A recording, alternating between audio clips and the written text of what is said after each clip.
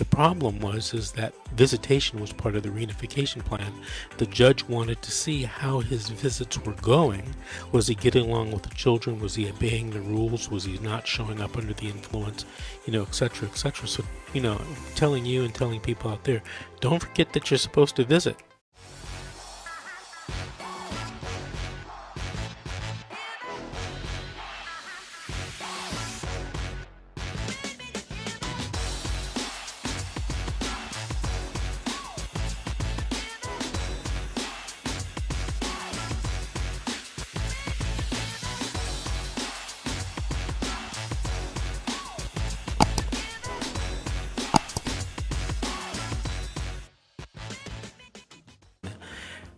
I'm attorney Vince Davis, and my co-host is Aaron Carranza.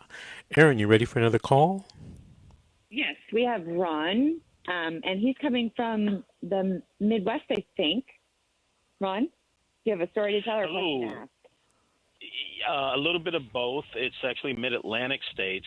And first I want to thank Mr. Davis for doing what he does. It is completely invaluable. Thank you for doing what you do. The information that you have provided, and I've been listening for about the last year, has been key and instrumental in me pushing back to clear my good name against false CPS allegations. So thank you so much for doing this. You're the only one doing this to this degree. My pleasure, sir. Thank you. All right, so I'll try to be brief and succinct because I can be a little bit long-winded here. Really simply, I want to give you a little background and then essentially finish with two questions. I essentially have been harassed by the Department of Social Services in a state where I share nearly split joint custody with the mother of my child.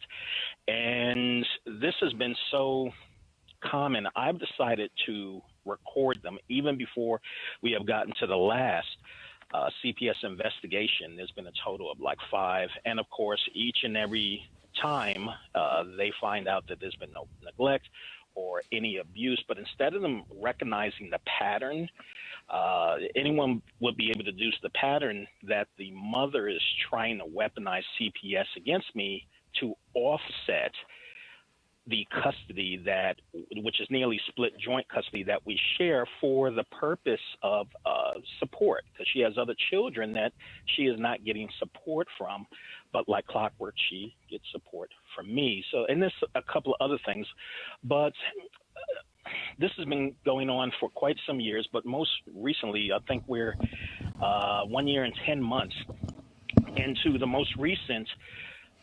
allegations. We're coming up on 2 years, and at this point in time, I, like the previous caller, represented myself pro se. I am in a state where you're not afforded attorney representation in family court. So, my situation was a little bit simple. They simply did not have the preponderance of evidence that they claim they go by. And for abuse, which was the allegation for me, there was no injuries to the child, no injuries to more than a day or two, and then, of course, no injuries that were. You got to call back. Phone's going out. Hey, Ron? Yes. I'm sorry, but your phone is just going out. We're losing you. Can you call back in? And when you call back in, we'll take you back, all right? Oh. You have a bad connection there. Hey, Aaron? I'm here. Okay. He didn't tell us what... You had a bad connection there. Yeah. He didn't tell us what state he was from, and that's all right, but... let me know if he comes back onto the station. Before we take another call, let's talk a few minutes about, I guess, the format we're going to try to use going forward. Maybe we can let the listeners know. Yeah, I thought it would be a nice change of pace if we would take a caller or answer a question from our Facebook Live group, because I know that there's a lot of people that, they stream from there and there's comments underneath, but normally you and I don't see those because we're just focused on the callers. And I thought might be a good opportunity for somebody that has a quick question. I would pick a question and just ask you, and then you could just tell the world the answer of the question. Okay, we'll try to do that. Go with that and see how it goes. Okay.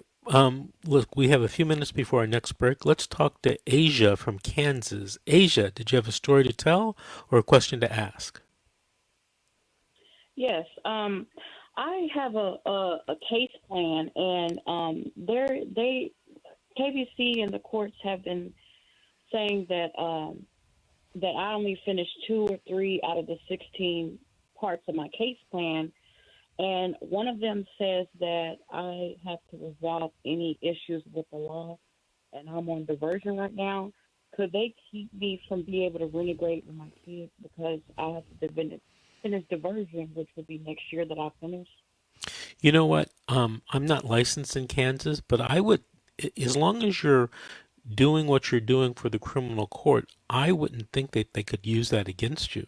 I know if the case was in California and, they said that something like that in your case plan and you were still, working things out with the criminal court, but you were doing what the judge in the criminal court asked you to do through your diversion plan. It might be a rehabilitation class, it might be a testing class, it might be parenting, it could be individual counseling. As long as you were doing that, I don't think that they should be able to use that against you. But again, I'm not in Kansas, but if you're in California, I think that you'd be on pretty square footing as far as getting your children back. Okay. And then another question I had was, even though I'm the offender, even after I get my kids back, do you think it's possible that I can get full custody of both of my children? Is the father involved? Both of them are, but I know one of them is a convicted felon, and they were trying to do an ICPC, but I was told from another lawyer that because he's a convicted felon, they won't let him have temporary placement for my daughter, as of right now. Mm-hmm. Well, you know what? Anything's possible. If you were in California, and you've done everything that the court has asked you to do, you should be able to reunify with your children. I mean, that's supposed to be the purpose of reunification services as directed by the Department of Health and Human Services, the federal government, who basically funds all these CPS cases nationwide. So if you've done your reunification plan, I don't see why you can't get your children back. In California, you would be able to. Now, a lot of people tell me, hey, Mr. Davis, I've done everything that the court has ordered. And then when it really comes down to it, well, they've done everything except for maybe 1 or 2 things. And so, instead of being 100% complete, they're more like, 95% complete. And that 95% could, that 5% could be used 2 minutes to stop the stop your reunification services. I recently spoke to someone, and part of almost every reunification plan is visitation with the children. And I talked to a guy who had done literally everything. He sent me all the certificates and stuff. And, I started talking to him about visitation, and I said, hey, you've been how are the visits going with your children? And he said, well, I don't visit. And he had what seemed to be a good reason for not visiting. The problem is that visitation was part of the reunification plan. The judge wanted to see how his visits were going. Was he getting along with the children? Was he obeying the rules? Was he not showing up under the influence? Et cetera, et cetera. So, I'm telling you and telling people out there, don't forget that you're supposed to visit. You're supposed to do that counseling, that rehab, that parenting, that drug testing, all that kind of stuff, but don't forget to visit on a regular basis. Now, what 1 if minute. False allegations that the visits didn't go well, even though we're having visits, and then, also what if I have proof, like what if I have our visits recorded that it did go well, but then they're saying that it's not. Like, would a trial have to be put in place? Well, you're going to have to talk to your attorney about that, whether you can use those recordings or not. In some states you can, in some states you can't. California is one of those states where if you make a recording without the other person's consent, it's not admissible in any type of court of law. So, you know, you might just ask to testify, but that's something that you should definitely talk to your attorney about. Hey, Asia, I want to thank you for calling. Call back in a few weeks and let us know how your case is proceeding, and maybe we can talk again about what's going on. This is The Secret, How to Fight Child Protective Services and Win. We'll be back with more calls, more questions after these messages.